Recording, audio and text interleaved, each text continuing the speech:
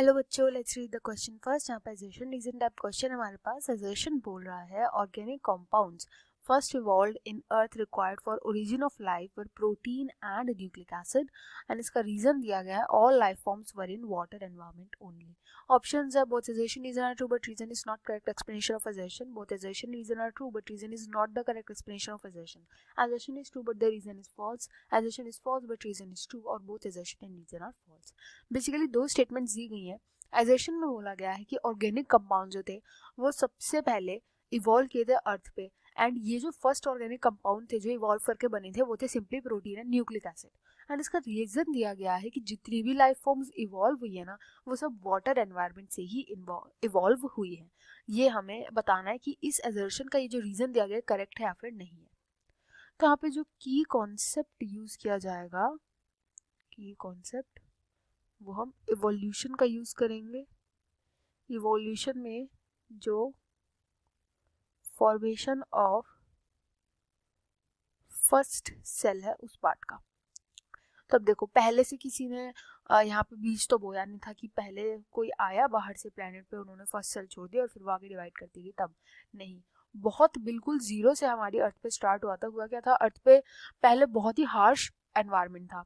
जैसे जैसे करके वो एनवायरनमेंट थोड़ा ठीक होता गया। पहले बहुत ही ज़्यादा हाई प्रेशर था, हाई प्रेशर और हाई टेम्परेचर। जैसे जैसे करके ये दोनों चीज़ें सुधरती गई, हाई प्रेशर हाई टेम्परेचर कम होता गया, वैसे वैसे अर्थ पे वाटर जो है वो और क्रिएट होने लग गया, जिसकी वजह से अर्थ पर अब बस केवल और केवल ओशंस प्रेजेंट थे।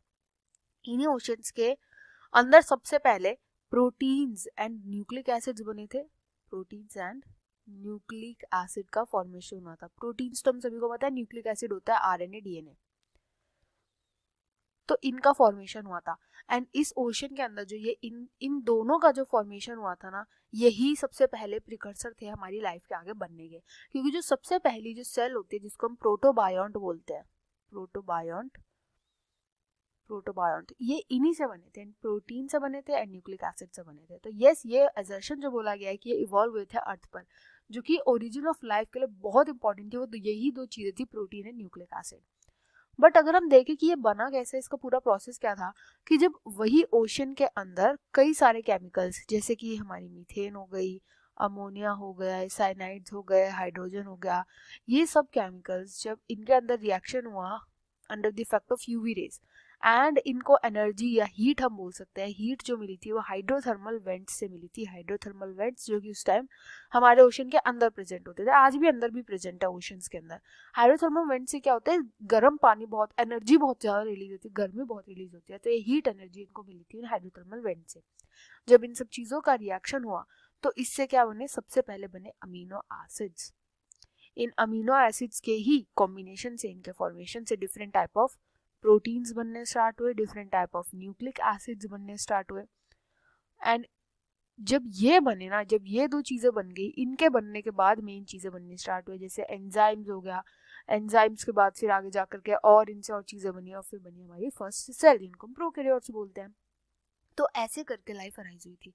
ठीक है, अब जो इन्होंने बात बोली है कि सब लाइफ फॉर्म्स ना वाटर से ही अराइज हुई है, ये तो बिल्कुल करेक्ट बात है, बिल्कुल रीजन करेक्ट। तो मैंने आपको बताया कि ओशंस में सब कुछ बनना स्टार्ट हुआ था, सबसे पहले प्रोटीन्स एंड न्यूक्लिक एसिड वहीं पे बने हैं। बट ये जो एजर्शन, इसका करेक्ट एक्सप्लेनेशन नहीं है बिल्कुल भी। इसका करेक्ट एक्सप्लेनेशन ये होना चाहिए था कि जो ये प्रोटीन और न्यूक्लिक एसिड बने हैं ना, वो अर्थ के एटमॉस्फेयर की वजह से, जो उस टाइम पर एटमॉस्फेयर था ओशन के अंदर, उसमें जो केमिकल्स का रिएक्शन हुआ है उसकी वजह से जो प्रोटीन एंड न्यूक्लिक एसिड्स है ये बने थे, जिन्होंने आगे जा करके और लाइफ को इवॉल्व करवाया। तो ये इसका करेक्ट रीजन होना चाहिए था। तो इधर ऑप्शन बी जो है वो राइट आंसर हो जाएगा। I hope you understood well. Best of luck and thank you.